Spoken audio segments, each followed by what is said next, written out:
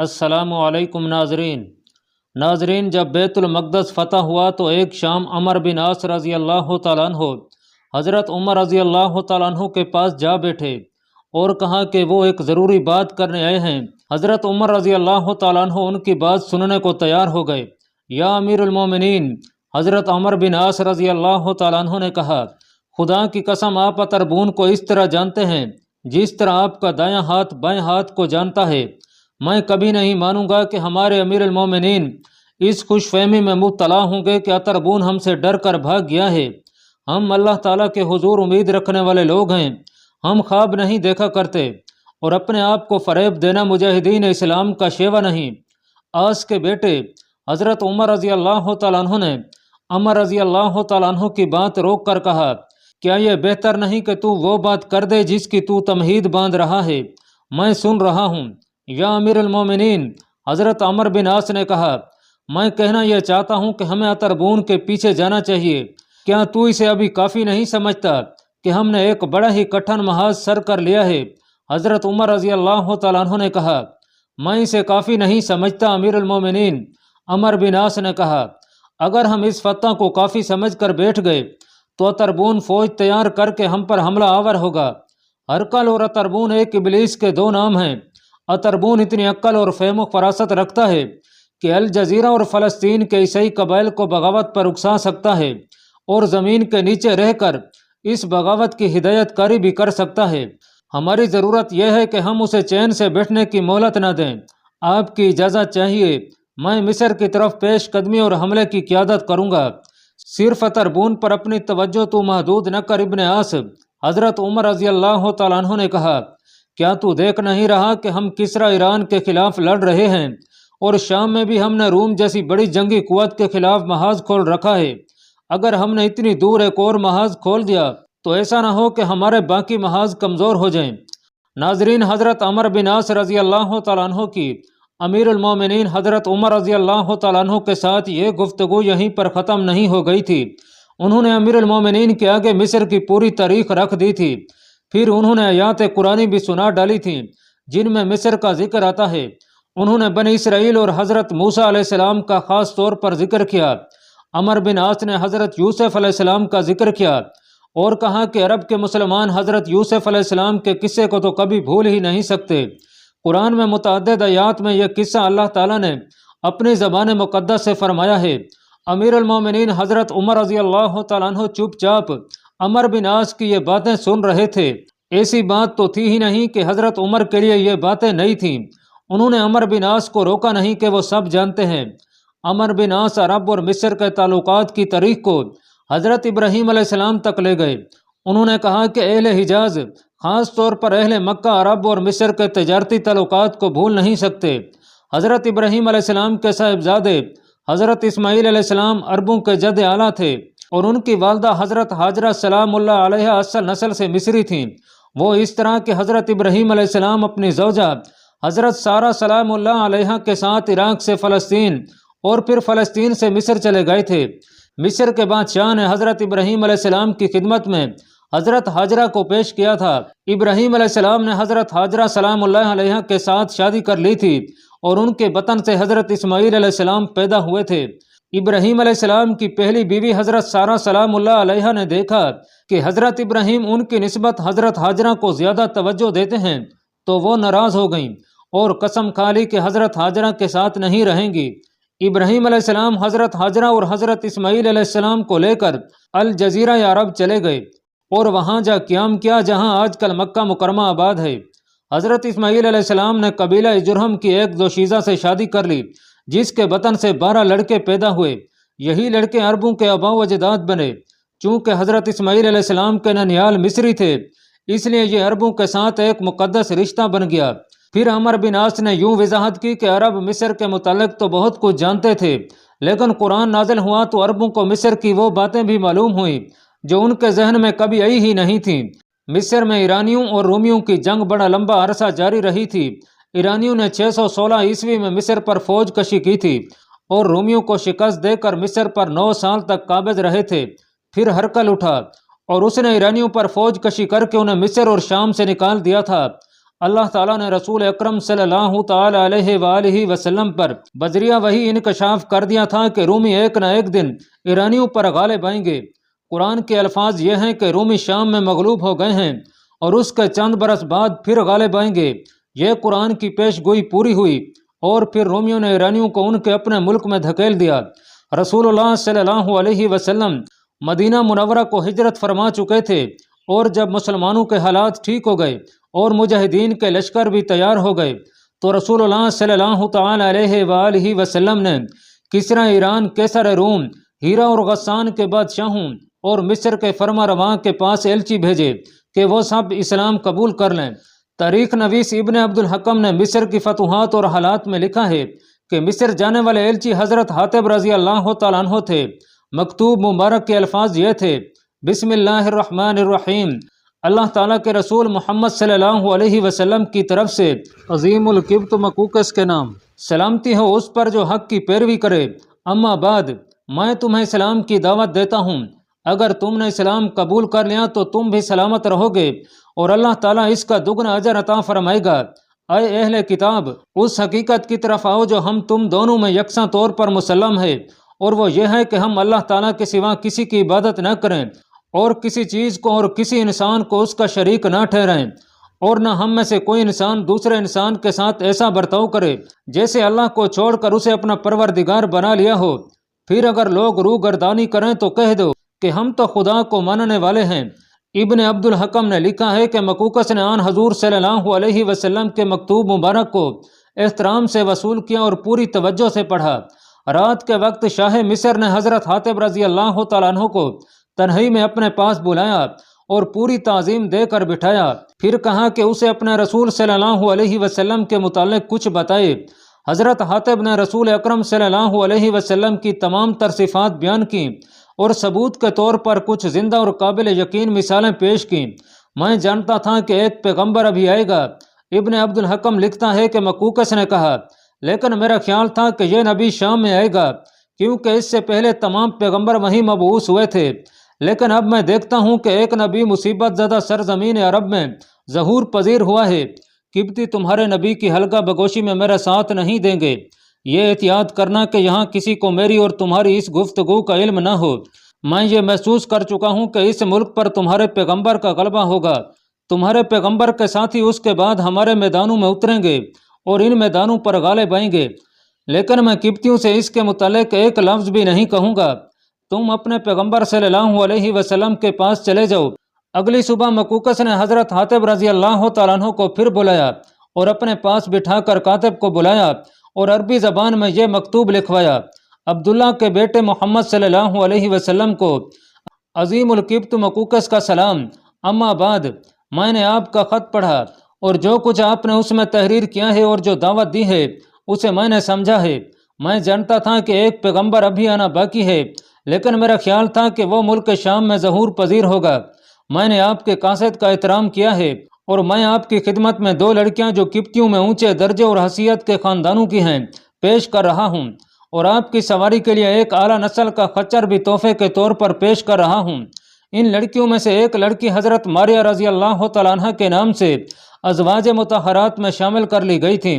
مصری تاریخ نویس محمد حسین ہیکل نے لکھا ہے کہ رسول اللہ صلی اللہ علیہ وسلم کبھی کبھی فرمایا کرتے تھے کہ قبطیوں کے ساتھ خوش سلوکی سے پیش آنے کا حکم مانو کہ تم پر ان کا حق ہے اور تم سے ان کا رشتہ بھی ہے۔ عمر بن عاص رضی اللہ تعالیٰ عنہ نے حضرت عمر رضی اللہ تعالیٰ عنہ کو مصریوں سے اپنا یہ رشتہ بھی یاد دلایا۔ قبطی عیسائی تھے، لیکن انہوں نے اپنا الگ ایک فرقہ بنا لیا تھا۔ اب مصر پر بادشاہی ہرقل کی تھی، وہ بھی عیسائی تھا، لیکن قبطیوں کے فرقے کے سخت خلاف تھا۔ اس کے بعد عمر بن عاص نے امیر المومنین کے سامنے مصر کی زرخیز زمین اور شادابی اور پھر قیمتی پتھروں اور کانوں کے ذخیرے اور بے انداز دولت کا ذکر کیا اور کہا کہ اللہ تعالیٰ کی زمین سے حاصل ہونے والی یہ ساری دولت رومی بادشاہوں کے محلات میں چلی جاتی ہے اور لوگ بھوکے اور ننگے رہ جاتے ہیں۔ یا امیر المومنین، عمر بن عاص نے بڑے جذباتی لہجے میں کہا، میری روح کہہ رہی ہے کہ ہمیں وہ سرزمین پکار رہی ہے جہاں نیل بہتا ہے۔ میں اپنا ایک ذاتی واقعہ سناتا ہوں جسے میں اللہ تعالیٰ کا اشارہ سمجھتا ہوں۔ یہ اس دور کا واقعہ ہے جب مصر پر ایرانی قابض تھے اور اس کے بعد مصر پھر رومیوں کے تسلط میں آ گیا تھا۔ اس وقت عمر بن عاص نے ابھی اسلام قبول نہیں کیا تھا۔ وہ تجارت کے سلسلے میں اہل قریش کے ایک قافلے کے ساتھ بیت المقدس گئے۔ ایک روز قافلے کے اونٹ قریبی جنگل میں چرانے کے لیے لے جانے کی باری حضرت عمر بن عاص رضی اللہ تعالیٰ عنہ کی تھی۔ وہاں انہیں ایک نیم جان عیسائی ملا جو پیاس سے مرا جا رہا تھا۔ اس کا نام شماس تھا۔ عمر بن عاص نے اسے اپنا سارا پانی پلا دیا اور وہ موت کے منہ سے نکل آیا۔ شماس وہیں گہری نیند سو گیا۔ عمر بن عاص اس سے ذرا دور کھڑے تھے۔ انہوں نے ایک بڑا لمبا اور زہریلا سانپ شماس کی طرف رینگتا دیکھا۔ کمان اور ترکش ان کے پاس تھی۔ انہوں نے وہیں سے تیر چلایا جو سانپ کے جسم سے پار ہو گیا اور سانپ مر گیا۔ شماس کی آنکھ کھلی تو سانپ کو دیکھ کر اس کا رنگ ہی پیلا پڑ گیا تھا۔ تاریخ میں یہ واقعہ یوں بیان ہوا ہے کہ شماس بڑا ہی دولت مند تاجر تھا اور وہ مصر کے دارالسلطنت اسکندریہ کا رہنے والا تھا۔ اس نے عمر بن عاص کو یہ انعام دینا چاہا کہ انہیں کہا کہ وہ اس کے ساتھ اسکندریہ چلیں۔ شماس نے اسکندریہ کا ایسا پرکشش نقشہ پیش کیا کہ عمر بن عاص راضی ہو گئے اور اس کے ساتھ روانہ ہو گئے۔ اسکندریہ کو انہوں نے اس سے زیادہ خوبصورت اور دولت مند شہر پایا جتنا شماس نے انہیں بتایا تھا۔ انہی دنوں وہاں ایک جشن منایا جا رہا تھا جس میں شاہی خاندان خاص طور پر شریک ہوتا تھا۔ یہ جشن ہر سال انہی دنوں منایا جاتا تھا۔ شماس عمر بن عاص کو اس جشن میں لے گیا۔ چونکہ وہ اونچی حیثیت کا آدمی تھا اس لیے اسے تماشائیوں میں سب سے آگے جگہ دی گئی۔ عمر بن عاص کو اس نے اپنے ساتھ بٹھایا۔ اس جشن میں ایک تقریب منعقد ہو رہی تھی۔ لوگ درجہ بدرجہ دائرے میں بیٹھے تھے اور ایک طرف شاہی خاندان بیٹھا محو تماشا تھا۔ تقریب یوں تھی کہ ایک آدمی تماشائیوں کے درمیان دائرے میں کھڑا ہو کر اور آنکھیں بند کر کے ایک گیند اوپر پھینکتا تھا۔ ان لوگوں کا عقیدہ یہ تھا کہ یہ گیند کسی کے ایک بازو پر گرے تو وہ شخص کتنا ہی غریب اور معمولی آدمی کیوں نہ ہو وہ مرنے سے پہلے بادشاہ ضرور بنتا ہے۔ گیند پھینکنے والے نے چند مرتبہ گیند اور پھینکی لیکن گیند واپس زمین پر ہی گری۔ 3-4 مرتبہ گیند کسی نہ کسی آدمی پر گری لیکن جسم کے کسی اور حصے پر آ پڑی اور ایک بازو پر نہ گری۔ آخر گیند عمر بن عاص رضی اللہ تعالیٰ عنہ کے ایک بازو پر گری اور تماشائیوں کے ہجوم نے تالیاں بجیں اور خوشی کے نعرے بھی لگائے۔ لیکن شاہی خاندان کے افراد نے کہا کہ وہ اس شخص کو اچھی طرح دیکھنا چاہتے ہیں اور یہ بھی جاننا چاہتے ہیں کہ یہ کون ہے۔ شماس نے شاہی خاندان کو بتایا کہ اس شخص کا نام عمر بن عاص ہے اور یہ عربی ہے اور مکہ سے یہاں آیا ہے۔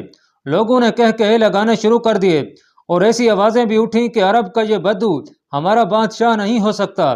تقریباً تمام مورخوں نے لکھا ہے کہ عمر بن عاص کو غصہ آتا ہی نہیں تھا، ان کے ہونٹوں پر تبسم سا ہی رہتا تھا۔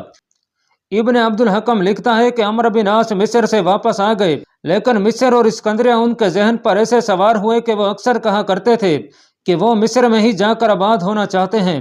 یا امیر المومنین، یہ واقعہ سنا کر عمر بن عاص نے کہا میں ایسا خیال اپنے دماغ میں کبھی بھی نہیں لاؤں گا کہ گیند کا یہ اشارہ تھا کہ میں ایک نہ ایک دن مصر کا بادشاہ بنوں گا۔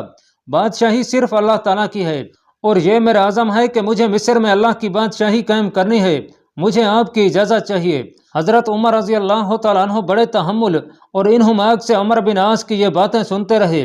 مورخ لکھتے ہیں کہ ان کا انداز بتا رہا تھا کہ وہ قائل ہو گئے ہیں لیکن مصر پر فوج کشی کی اجازت اتنی جلدی نہیں دے سکتے تھے۔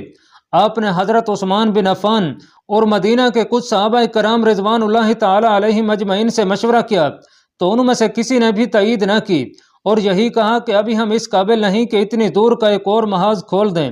حضرت عمر رضی اللہ تعالیٰ عنہ نے عمر بن عاص کے ان خیالات اور عزم کو بہت سراہا اور ان کی حوصلہ افزائی کی، اور اس کے بعد حضرت عمر رضی اللہ تعالیٰ عنہ نے ویسے ہی ایک بات چھیڑ دی۔ انہوں نے کہا کہ قبطی عیسائیوں کے ساتھ ہمارا رشتہ تو بنتا ہے اور ہم انہیں رومیوں کے ظلم و تشدد سے نجات دلائیں گے، لیکن سنا ہے کہ ان کے ہاں ایک بڑی ہی ظالمانہ رسم چل رہی ہے۔ رسم یہ تھی کہ قبطی اس وہم میں مبتلا تھے کہ جب فصلوں کو پانی کی ضرورت ہوتی ہے تو دریائے نیل کی روانی رک جاتی ہے، یعنی دریا ٹھہر جاتا ہے۔ قبطی سال میں ایک بار ایک کنواری لڑکی کو اس کے والدین کی رضامندی سے الگ کر لیتے تھے اور اسے بڑے قیمتی لباس اور زیورات پہنا کر دریائے نیل میں پھینک دیتے تھے۔ لڑکی ڈوب مرتی تھی اور قبطی کہتے تھے کہ دریائے نیل اب رکے گا نہیں اور یہ بہتا ہی رہے گا۔ عمر بن عاص نے امیر المومنین کی تائید کی اور کہا کہ انشاءاللہ قبطی قبول اسلام پر آ جائیں گے اور ان کی تمام بے بنیاد رسمیں ختم ہو جائیں گی۔ ناظرین، اب ہم اس داستان کو اس مقام پر لے جاتے ہیں جہاں حلب میں عیسائی قبائل نے متحد ہو کر مسلمانوں کے خلاف جنگ لڑی تھی اور مسلمانوں کے ہاتھوں اپنا قتل عام کروا کے ان کے آگے سر تسلیم خم کر دیا تھا۔ حلب کی فتح کے بہت دنوں بعد انطاکیہ سے حلب آنے والے اور حلب سے انطاکیہ جانے والے لوگوں نے بتایا کہ اس علاقے میں ایک چڑیل یا بدروح بھٹکتی پھر رہی ہے۔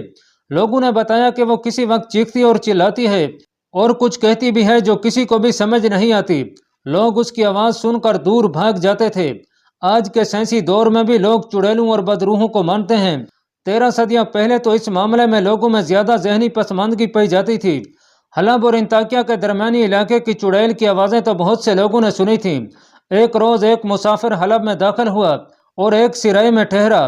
اس پر خوف و ہراس طاری تھا اور اس کے منہ سے ٹھیک طرح بات بھی نہیں نکلتی تھی۔ سرائے میں ہر کسی نے محسوس کر لیا کہ اس نے راستے میں کوئی خوفناک یا پراسرار چیز دیکھی ہے۔ وہ اس کی حوصلہ افزائی کرنے لگے اور اسے کہا کہ وہ سب کو بتا دے کہ وہ کیا دیکھ آیا ہے تاکہ کوئی اور مسافر اس راستے سے نہ گزرے۔ اس نے سنایا کہ وہ اپنی بستی سے حلب کی طرف خچر پر سوار چلا آ رہا تھا۔ اسے ذرا قریب سے آوازیں سنائی دی، میں اس کا خون پی لوں گی، اس نے میرا خون بہایا ہے۔ اس کے بعد اس مسافر کو چیخیں سنائی دی۔ آواز بلا شک و شبہ عورت کی تھی۔ ایک تو جنگل گھنا تھا اور اس میں ٹیکریاں بھی تھیں، اس لیے کچھ نظر نہیں آتا تھا کہ یہ کون ہے اور کیا یہ انسان ہے یا کوئی پراسرار مخلوق۔ اس کے دل پر خوف طاری ہوا۔ اس مسافر کا راستہ ٹیکریوں میں سے گزرتا ایک ٹیکری کے قریب سے مڑنا تھا۔ وہاں سے مڑا تو اچانک ایک نوجوان لڑکی اس کے راستے میں آ گئی۔ اس کے بال بکھرے ہوئے تھے، اس کا چہرہ بجھا بجھا سا تھا۔ وہ لڑکی بہت ہی خوبصورت تھی، کپڑے کئی جگہوں سے کچھ پھٹے ہوئے تھے۔ مسافر کو خیال آیا کہ اس جنگل میں اس عمر کی لڑکی کا کیا کام ہو سکتا ہے؟ یہ کسی مری ہوئی لڑکی کی بدروح ہوگی یا چڑیل انسان کے روپ میں آ گئی تھی۔ وہ خچر سے اترا اور چڑیل کے آگے دوزانو ہو کر ہاتھ جوڑے، میں غریب مسافر ہوں۔ اس نے چڑیل یا بدروح سے التجا کی، میری جان بخشی کر دے۔ چڑیل نے کوئی بات نہ کی۔ وہ خچر تک گئی۔ زین کے ساتھ ایک تھیلا بندھا ہوا تھا جس میں مسافر کا کھانے پینے کا سامان تھا اور تھیلے کے ساتھ چھوٹا سا پانی کا مشکیزہ بھی تھا۔ چڑیل نے تھیلا بھی اتار لیا اور مشکیزہ بھی۔ وہ دوزانو بیٹھے مسافر کے سامنے رک گئی۔ ہرکل کہاں ہے؟ چڑیل نے پوچھا۔ میں صحیح جواب نہیں دے سکوں گا، مسافر نے کانپتی کانپتی آواز میں کہا۔ اتنا ہی جانتا ہوں کہ ہرکل مسلمانوں سے شکست کھا کر ملک شام سے بھاگ گیا ہے۔ کہاں گیا ہے میں یہ نہیں بتا سکتا، یہ کہہ سکتا ہوں کہ وہ مصر گیا ہوگا۔ مصر میں اس کی بادشاہی ہے اور سنا ہے کہ اسکندریہ میں اس کا محل ہے اور وہ وہیں رہتا ہے۔ میں اس کا خون پینے جا رہی ہوں، چڑیل نے دانت پیس کر کہا۔ اس نے میرا خون بہایا ہے۔ مسافر نے سرائے میں سنایا کہ چڑیل نے تھیلا اور مشکیزہ اٹھایا اور ایک طرف کو چل دی۔ کچھ ہی دنوں بعد انطاکیہ میں ایسے ہی 2 مسافر پہنچے۔ ان کی حالت بھی اسی مسافر جیسی ہو رہی تھی۔ وہ خوف و ہراس میں مبتلا تھے۔ وہ لوگوں کو بتاتے جا رہے تھے کہ فلاں راستے سے کبھی نہ گزرنا، کیونکہ وہاں ایک چڑیل یا کسی مقتول لڑکی کی بدروح گھومتی پھرتی اور چیختی چلاتی رہتی ہے۔ یہ بات سن کر لوگوں نے پورے یقین کے ساتھ کہہ دیا کہ یہ کوئی ایسی لڑکی کی بھٹکتی ہوئی روح ہے جسے ہرکل نے قتل کروایا ہوگا۔ یہیں سے یہ خیال پیدا ہوا کہ یہ چڑیل نہیں بدروح ہے۔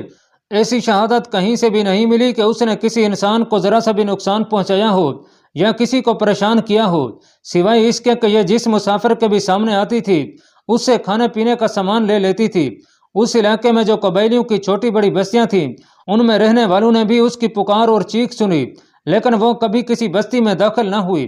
لوگوں نے شام کے بعد گھروں سے نکلنا چھوڑ دیا تھا۔ وہ صرف مسافروں کو نظر آتی اور انہیں روکتی تھی۔ مسافروں نے اس کے متعلق جو خبریں ادھر ادھر پہنچائیں ان سے یہ اندازہ ہوتا تھا کہ وہ انطاکیہ کی طرف جا رہی ہے۔ انطاکیہ پر بھی مسلمانوں کا قبضہ ہو چکا تھا۔ تاریخ سے یہ پتہ نہیں چلتا کہ اس وقت انطاکیہ کون سے سالار کے سپرد کیا گیا تھا۔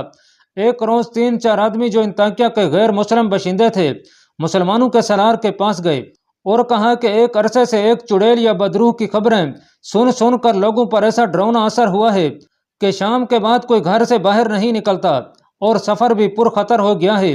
ہم اسلام کے بارے میں بہت کچھ سن کر رہے ہیں۔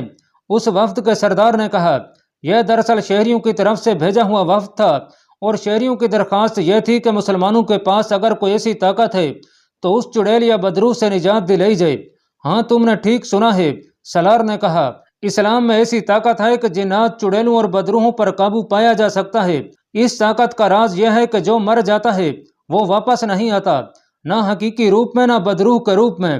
سالار نے اپنے محافظ دستے کے کماندار کو بلایا اور اس کو یہ کام سونپا کہ وہ اپنے ساتھ جتنے بھی آدمی لے جانا چاہے لے جائے اور دیکھیں کہ یہ چڑیل یا بدروح کون ہے اور اس کی حقیقت کیا ہے۔ قابل احترام سالار وفد کے ایک آدمی نے کہا، آپ کا مذہب جو کچھ بھی کہتا ہے ہم اس پر اعتراض نہیں کرتے، لیکن اپنا فرض سمجھتے ہیں کہ آپ کو خبردار کریں کہ اپنے آدمیوں کا نقصان نہ کرا بیٹھیں۔ ہو سکتا ہے وہ آپ کے آدمیوں کو دیکھ کر غائب ہو جائے، اس طرح آپ کے آدمیوں کے لیے کوئی خطرہ نہیں ہوگا۔ اگر وہ غائب نہ ہوئی تو نقصان ضرور کرے گی، آپ کے آدمی مارے بھی جا سکتے ہیں۔ سالار نے ان کی یہ بات سن کر محافظوں کے کماندار سے کہا کہ وہ انہیں دیکھ کر غائب نہ ہوئی تو اسے پکڑ کر یہاں لے آئیں۔ محافظ دستے کے کماندار نے یہ کام اپنے ذمہ لے لیا اور سب سے پہلے مختلف لوگوں سے پوچھا کہ یہ بدروح کہاں کہاں دیکھی گئی ہے۔ مختلف لوگوں نے 3-4 جگہیں بتائیں اور ایک دو نے ایک خاص علاقے کی نشاندہی کی۔ کماندار نے بہت سے محافظوں کو ساتھ لیا اور 4-4 5-5 کی ٹولیوں میں تقسیم کر کے شہر کے ایسے مضافات میں پھیلا دیا جہاں جنگل ذرا گھنا تھا اور ایسی جگہیں بھی تھیں جہاں ٹیلے اور کھڈ نالے تھے۔ سورج غروب ہونے سے کچھ دیر پہلے ایک جگہ سے محافظوں کی ایک پارٹی کو چیخیں سنائی دیں اور یہ الفاظ بھی سنائی دیے کہ میں ہرکل کا خون پینے جا رہی ہوں۔ محافظوں کی اس پارٹی نے ایک اور پارٹی کو بھی بلا لیا اور اس طرح یہ 12-14 محافظ اکٹھے ہو گئے۔ اللہ پاک کمی بیشی معاف فرمائے۔ اللہ آپ کا حامی و ناصر ہو، آمین۔